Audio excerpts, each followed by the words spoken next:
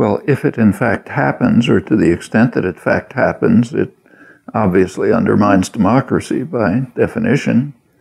And typically such actions benefit only a small and highly privileged sector of the population, and therefore they harm the rest, which, including what in the rest of the world is called the working class, and what here we're not allowed to use that phrase, so we call it the middle class.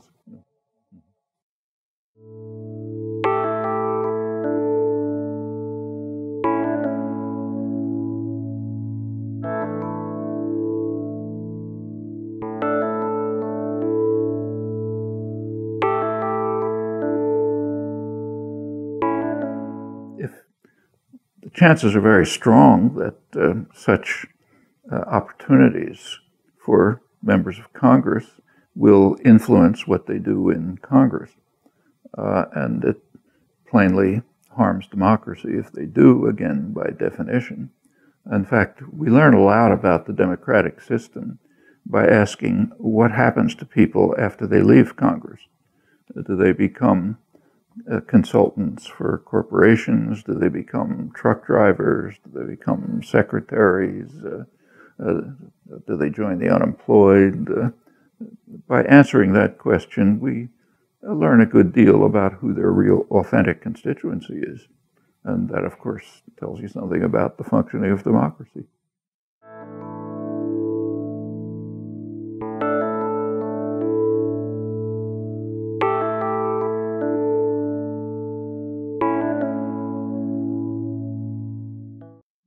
They stand in the way of, they inhibit legislation which would benefit the general population rather than the sector that these individuals we're talking about will join when they leave Congress, or that they benefit from when they're in Congress.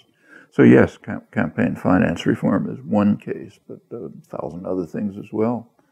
For example, they inhibit developing a health program like other industrial societies have, instead of the highly dysfunctional one that we have, which is shaped to benefit insurance companies and financial corporations, and leaves us with costs about twice as high per capita as other comparable societies, and relatively poor outcomes, and so on down the line.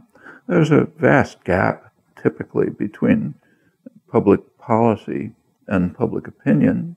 And if you look at the nature of that gap, the policy is tilted towards more privileged and more powerful sectors, and these are some of the mechanisms that contribute to that.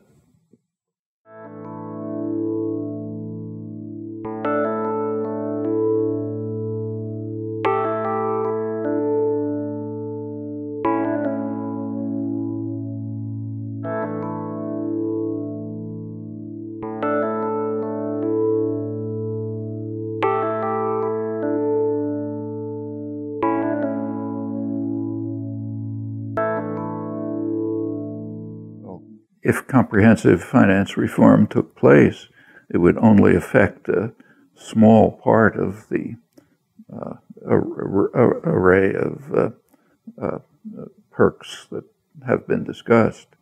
But is it realistic to expect somebody to bite the hand that feeds them?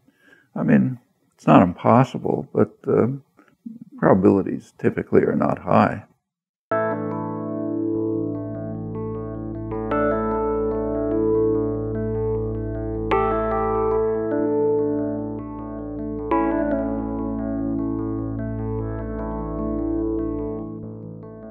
Well, there are two qualifications.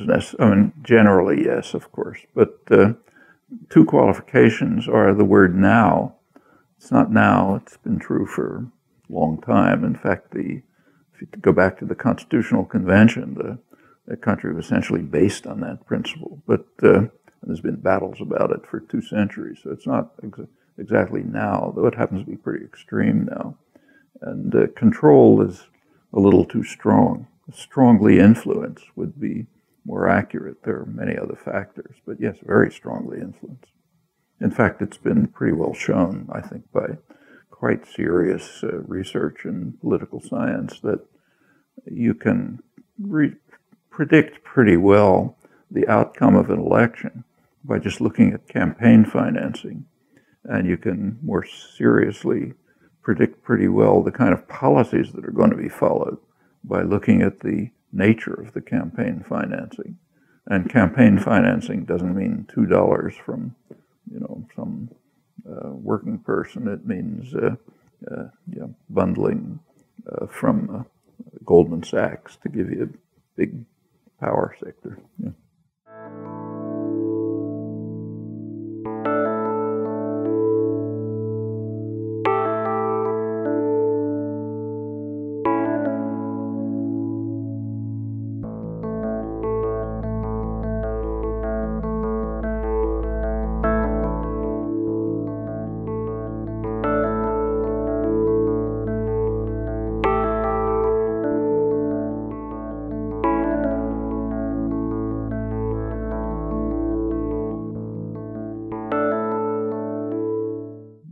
Two objections to it. One, it's completely wrong in principle. Our representatives should live the way we do. They should be our representatives. So adding even more income is the wrong thing to do. Secondly, would have absolutely no effect. If you add 1 zero, that way the other methods available are there to add a second zero to it. So I wouldn't expect it to have any effect, just as if you legislate in ways which create billionaires, that doesn't prevent them from trying to be multi-billionaires.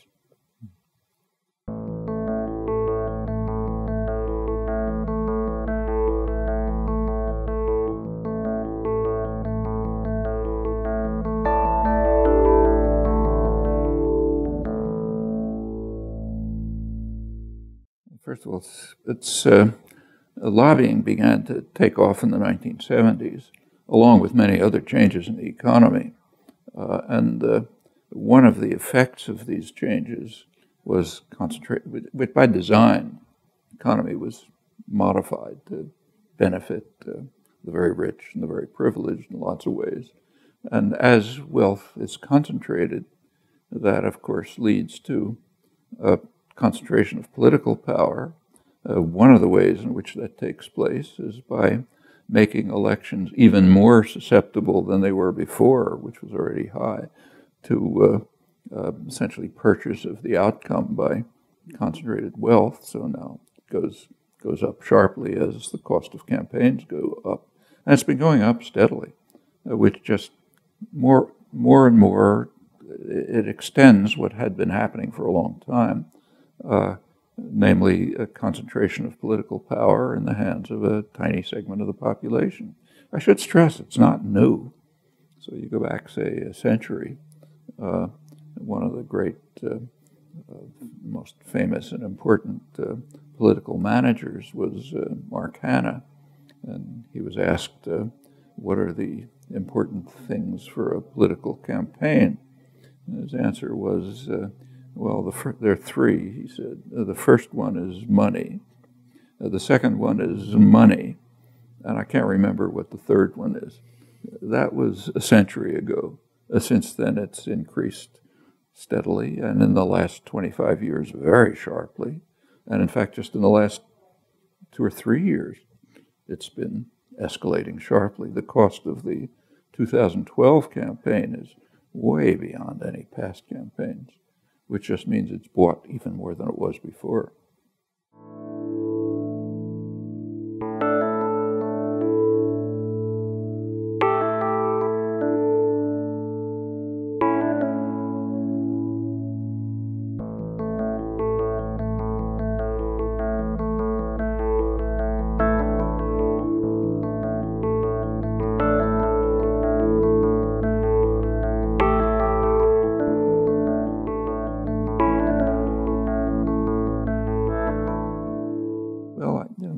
Occupy is involved in, should do a lot of things. And it's a popular movement, I think, go in many directions. I don't think it should abandon the concentration on Wall Street, meaning on financialization of the economy, which is a serious harm to the economy, on democracy, on freedom, so it should maintain that.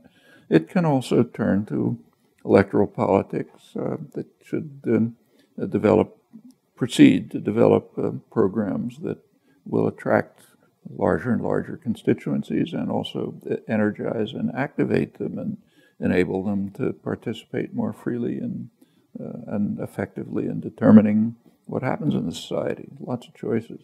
As for the incentivization, as I said, I don't think that's the right strategy. Yeah.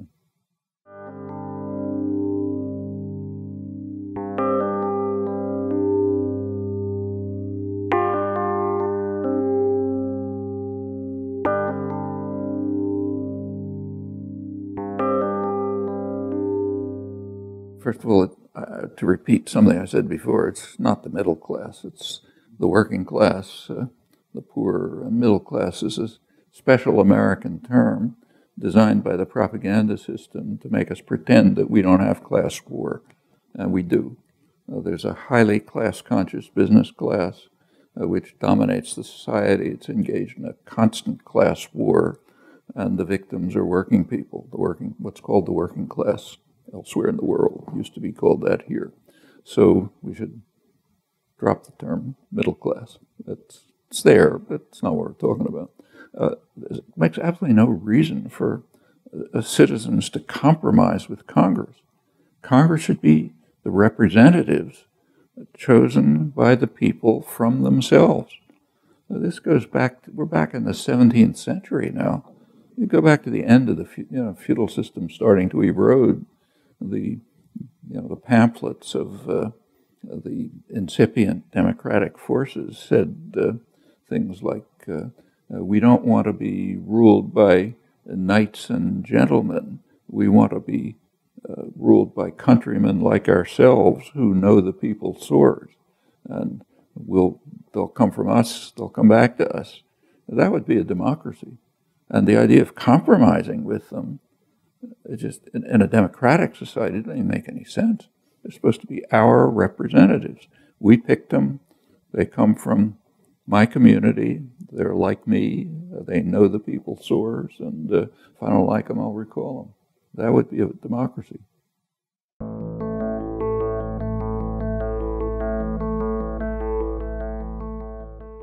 Depends which strategy. If it's incentivization, I'm not in favor of it.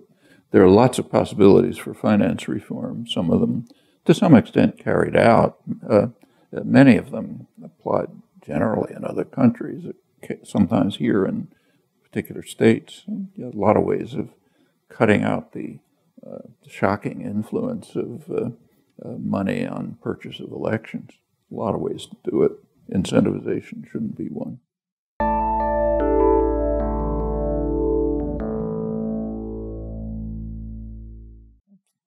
I think we have a serious problem of constructing. We have a formal democracy. It was in the 18th century. It was a major step forward. In many ways, it's continued to be forward-looking. It's also regressed. We happen to be in a period of severe regression. I think we should reverse the regression and move forward to forms of democratic participation that we've never had. It's a never-ending process. The encouraging word is that we benefit. We now today benefit from the legacy left by the struggles of the past. People have been struggling about these things for centuries. They've won a lot of victories. We benefit from those victories. That means we can go forward and carry their legacy onward. So that's encouraging. There's some battles we don't have to fight anymore because they've been won. So, for example, just in the last couple of decades, women's rights have advanced very significantly. I mean, like until pretty recently in American law, women were pretty much property. A woman was the property of her father and then her husband. They weren't persons. Like until, I think, 1975, Women didn't even have the right to serve on federal juries. They weren't persons. Okay, a lot of that's in the past, and many other cases. That enables us to go on. That should be encouraging.